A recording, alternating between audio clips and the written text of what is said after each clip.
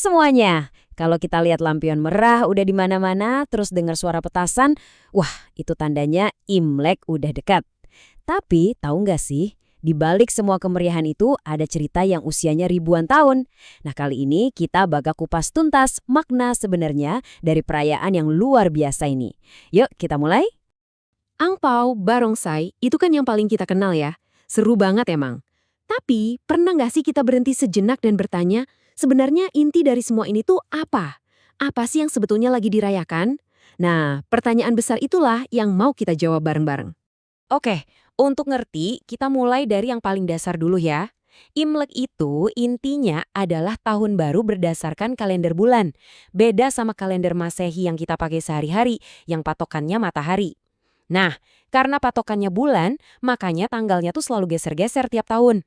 Kadang akhir Januari, kadang pertengahan Februari. Jadi jangan heran kalau tanggalnya nggak pernah sama. Yap, jadi ini bukan cuma soal ganti kalender aja. Imlek itu jauh lebih dalam dari itu. Ini soal keluarga, soal harapan, dan yang paling penting, soal kesempatan buat kita semua memulai lembaran baru. Nah, ini dia nih filosofi intinya. Anggap aja Imlek itu tombol reset raksasa. Waktunya kita bersih-bersih rumah, bukan cuma dari debu, tapi juga dari semua kesialan tahun lalu. Terus urusan yang belum kelar diselesaiin. Secara spiritual juga gitu, kita siapin diri buat awal yang benar-benar baru. Dan tentu ini momen yang paling sakral buat kumpul bareng keluarga dan menghormati para leluhur. Terus pertanyaannya, gimana caranya mereka nentuin kapan awal yang baru ini dimulai? Jawabannya ada di sistem kalender yang super unik dan jujur aja keren banget. Sistem ini ngegabungin shio hewan sama 5 elemen alam.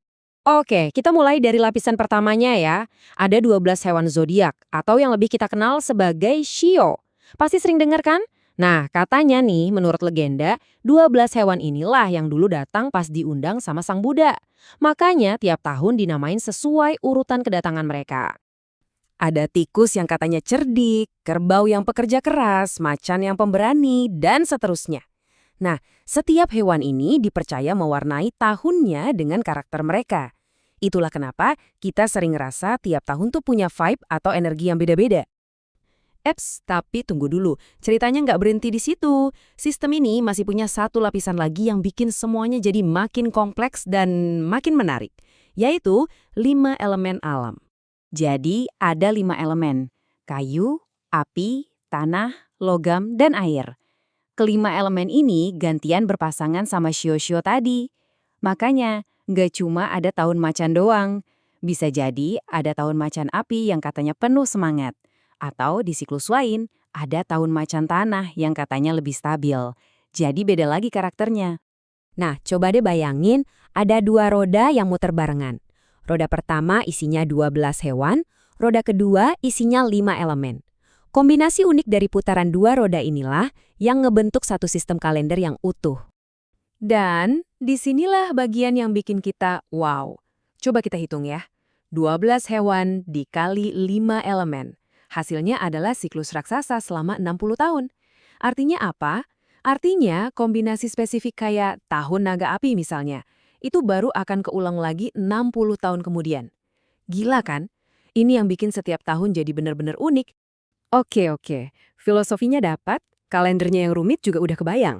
Nah, sekarang ayo kita lihat gimana semua konsep gede tadi, harapan, keluarga, pembaruan, diwujudkan jadi tradisi-tradisi yang bisa kita lihat dan kita rasain langsung. Contoh yang paling gampang dan paling menarik itu aturan soal nyapu. Bayangin deh, sebelum Imlek kita wajib bersih-bersih rumah total. Tujuannya buat menyapu keluar semua sial di tahun kemarin. Tapi begitu hari H Imlek tiba, sapu itu justru harus disembunyiin, nggak boleh nyapu sama sekali. Kenapa? Soalnya kalau kita nyapu di hari itu, dipercaya kita juga ikut menyapu keluar semua hoki yang baru aja datang. Kontras banget kan? Terus ada 4 pilar tradisi yang kayaknya nggak bisa dipisahin dari Imlek. Pertama, makan malam keluarga. Ini momen reuni yang paling ditunggu-tunggu. Kedua, angpau. Ini bukan soal uangnya aja loh, tapi amplop merahnya itu simbol keberuntungan. Ketiga, ada barongsai dan liong yang heboh itu buat ngusir energi-energi negatif. Dan yang keempat, tentu aja momen buat sembahyang untuk menghormati para leluhur. Nah, kita masuk ke bagian yang paling enak dan paling berwarna. Karena kalau udah ngomongin Imlek, Hampir nggak ada satupun hal yang nggak ada artinya. Serius, setiap makanan di meja, setiap hiasan yang kita lihat, semua itu ada ceritanya.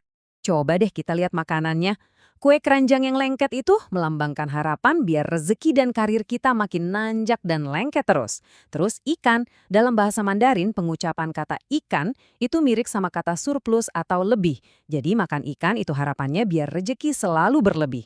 Pangsit bentuknya kayak uang kuno, jadi itu simbol kekayaan. Nah kalau mie nggak boleh putus pas dimakan biar umurnya panjang.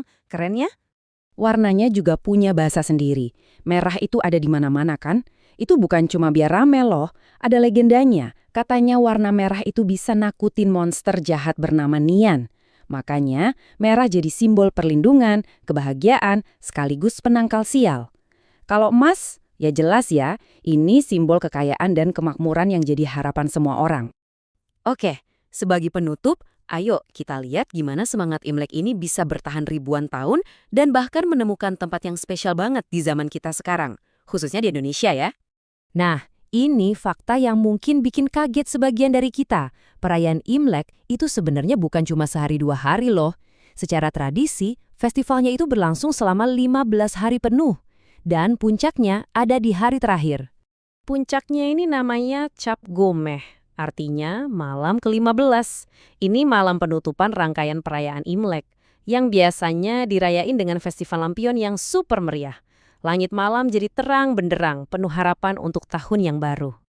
Dan kalau kita bicara konteks Indonesia, Imlek punya makna tambahan yang dalam banget. Statusnya sebagai hari libur nasional itu bukan cuma soal dapat tanggal merah, tapi ini adalah sebuah pengakuan.